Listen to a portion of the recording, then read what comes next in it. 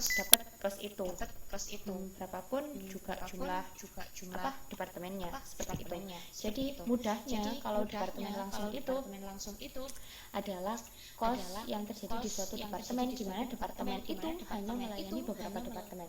Berbeda dengan kos departemen tak langsung yang departemen itu melayani banyak departemen atau melayani semua departemen, sehingga dia tidak bisa hanya di tracing di satu departemen aja, tapi harus di tracing di banyak departemen seperti itu. Jadi harus bisa membedakan ya antara kos departemen langsung sama tak langsung. Lanjut.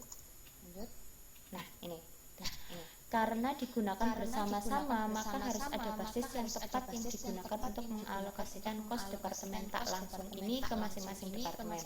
Seperti yang tadi saya bilang, karena kos departemen tak langsung itu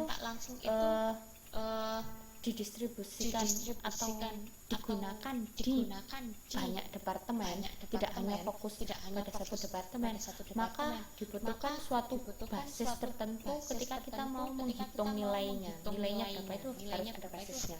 Seperti misalkan sewa gedung pabrik, jadi kan namanya juga gedung, berarti yang paling gampang kan dari luasnya gitu kan, meter persegi. Pajak bumi dan bangunan karena mencakup gedung gedung dan bangunan, tentu yang paling gampang pakai luasnya meter persegi. Depresiasi juga, asuransi juga, kemudian telepon dan fax itu mungkin digunakan berdasarkan jumlah karyawannya yang menggunakan telepon dan fax berapa. Terus kemudian abonemen listrik itu berdasarkan apa listrik, jadi harus disesuaikan benar-benar, kita harus lihat basisnya. Dan ini ada di modul sih, saya cuma memindahkan aja, cuma saya foto dan saya taruh di PPT, jadi bisa dibaca juga untuk setiap basis-basis ini. Lanjut ya. Nah ini sekarang masuk ke kegiatan belajar kedua.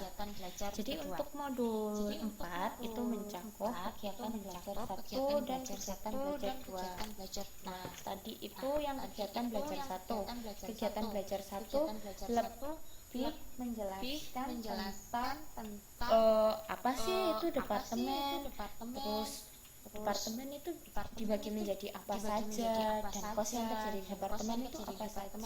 Jadi hanya perkenalan saja tentang departemen, sedangkan untuk perhitungannya itu lebih banyak di kegiatan belajar 2. Jadi di sini kegiatan belajar 2 itu lebih ke perhitungannya gitu. Jadi kalau akuntansi biaya ini setelah kemarin saya sudah memikir-mikir juga, karena di sini juga ada perhitungannya, dan memang terlalu sulit bagi saya untuk menjelaskan beberapa perhitungan ketika pertemuan seperti ini, maksudnya kayak online gitu. Jadi nanti di sini saya menjelaskan materi kasar, terus nanti buat pertemuan yang kedua, kita ketemu tanggal 5 April kan ya, itu nanti setiap modul, jadi kan ada modul, kita sampai titik ini udah belajar sampai modul 4. Jadi nanti saya akan memberikan PR buat pertemuan yang berikutnya, pertemuan tatap muka yang kedua. Jadi setiap modul itu yang mengandung perhitungan itu saya kasih satu soal. Jadi nanti untuk PR yang selanjutnya itu full hitung-hitungan.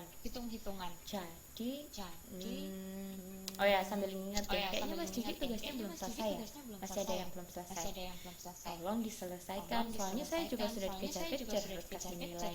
Jadi yang belum selesai kan sampai detik ini Mas Didi ya, tolong cepat diselesaikan biar saya bisa kasih nilai, karena saya juga harus report nilai. Nah, daripada saya nanti kasih 0, jadi kan ini dikerjain aja. Jadi ya sebisanya yang kayaknya yang kurang rangkumannya ya. Kalau yang hitung-hitungannya sih saya kemarin sudah terima. Tapi kalau yang hitung-hitungannya saya kan belum terima. Yang rangkumannya sudah belum saya terima, tapi yang hitung-hitungannya sudah saya terima. Jadi tolong segera diselesaikan biar saya bisa report.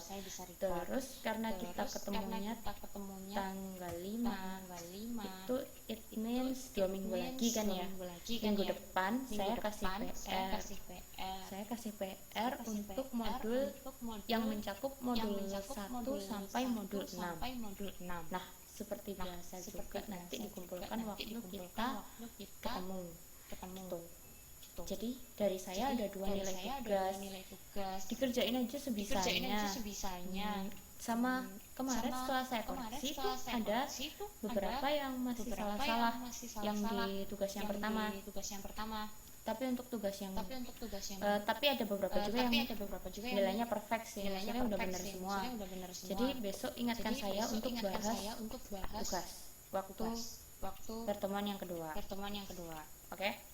Kita lanjutkan ya ke kegiatan belajar yang kedua. Kegiatan belajar yang kedua itu membahas tentang alokasi overhead departemen pendukung ke departemen produksi.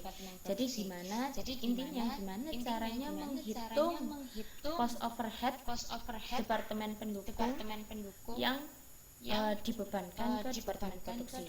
Tadi kan sudah saya bilang kalau departemen pendukung itu memberikan dukungan ke departemen produksi, atau departemen pendukung itu memfasilitasi atau melayani departemen produksi. Nah, ketika departemen pendukung ini melayani departemen produksi, maka kita harus menghitung berapa sih cost yang dikeluarkan departemen pendukung untuk melayani departemen produksi ini. Jadi kan kita harus menghitungnya biar nanti kita bisa membebankan kos ini ke produk gitu. Nah, di sini ada quote lagi. Pada pabrik yang diorganisir secara departemen, kos produksi adalah semua kos yang mencakup bahan baku, tenaga kerja langsung dan overhead yang terjadi di semua departemen. Jadi mudahnya kalimat ini tuh menjelaskan seperti ini. Ketika suatu pabrik itu terdiri dari beberapa departemen, atau ketika suatu pabrik memiliki beberapa departemen, kos yang terjadi, kos produksi kan ada banyak ya, ada kos produksi, ada kos pemasaran, ada kos administrasi dan umum. Lah, khusus untuk kos produksi ini tuh terdiri dari kos bahan baku, kos tenaga kerja, dan kos overhead yang terjadi di semua departemen, baik itu departemen produksi maupun departemen pendukung, semuanya harus dihitung.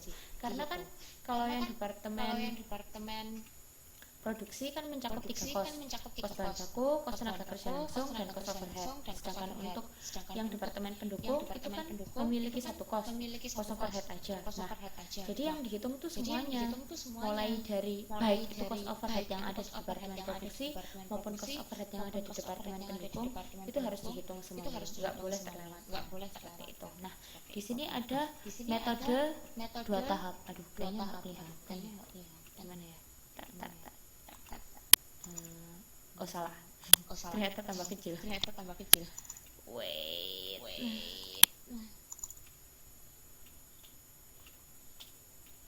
Nih kayaknya lebih jelas. Nah, lebih jelas. Jadi metode 2 tahap itu terdiri dari, namanya juga 2 tahap ya, jadi ada 2 tahapan. Tahapan yang pertama, membebankan overhead departemen pendukung ke departemen produksi. Itu yang tahap pertama. Jadi cost overhead yang terjadi di departemen pendukung itu harus dibebankan ke departemen produksi. Ya, selamat malam untuk Mbak Widawati. Selamat datang di Indomaret Excel. Ya. Nah, yang pertama, jadi kita harus membebankan dulu overhead departemen pendukung ke departemen produksi. Jadi semua cost overhead yang ada di departemen pendukung itu harus dibebankan ke departemen produksi. Setelah cost overhead yang ada di departemen pendukung dibebankan ke departemen produksi, yang harus kita lakukan adalah membebankan overhead departemen produksi ke produk atau jasa yang dihasilkan. Mudahnya seperti ini. Yang pertama, cost overhead yang terjadi di departemen pendukung dibebankan ke departemen produksi.